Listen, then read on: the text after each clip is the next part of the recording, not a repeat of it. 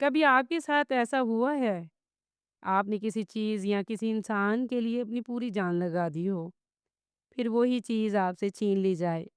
وہ لمحہ جب انگیجمنٹ ٹوٹ جاتی ہے، شادی ختم ہو جاتی ہے یا وہ شخص جس پر آپ کو سب سے زیادہ مان تھا، وہ ساتھ چھوڑ جاتا ہے۔ اس وقت دل میں سب سے پہلے ایک ہی سوال ہوتا ہے، یا اللہ میرے ساتھ ہی ایسا کیوں ہوا؟ آج کی اس ویڈیو میں ہم بات کریں گے اس سکون کی جو صرف اللہ کے در پر ملتا ہے۔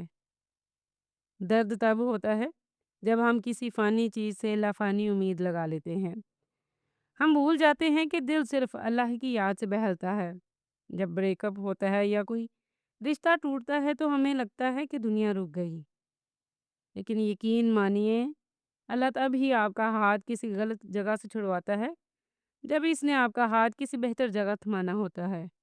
وہ آپ کو اس درد سے اس لیے گزارتا ہے تاکہ وہ آپ کو ایسا انسان بنا سکے جو آپ کو ہونا چاہیے۔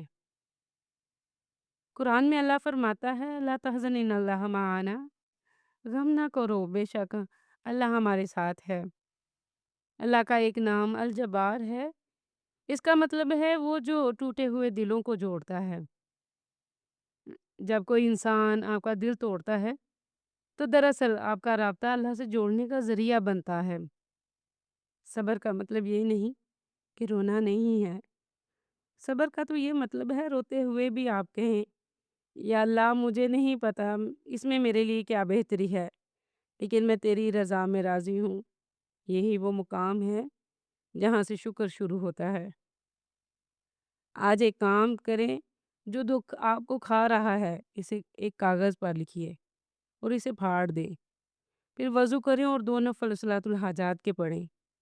اللہ سے کہیں یا اللہ میں نے اس کو تجھ پر چھوڑ دیا ہے۔ یاد رکھیں اللہ کبھی اپنے بندوں کو تنہا نہیں چھوڑتا۔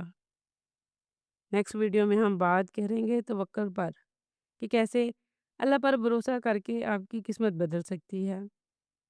اگر اس ویڈیو سے آپ کے دل کو تھوڑا سا بھی سکون ملا ہے تو کمنٹ میں الحمدللہ لکھیں اور ان لوگوں تک یہ ویڈیو پہنچائیں جنہیں آج حوصلے کی ضرورت ہے۔ ملتے ہیں نیکسٹ ویڈیو میں، تب تک کے لیے اللہ حافظ۔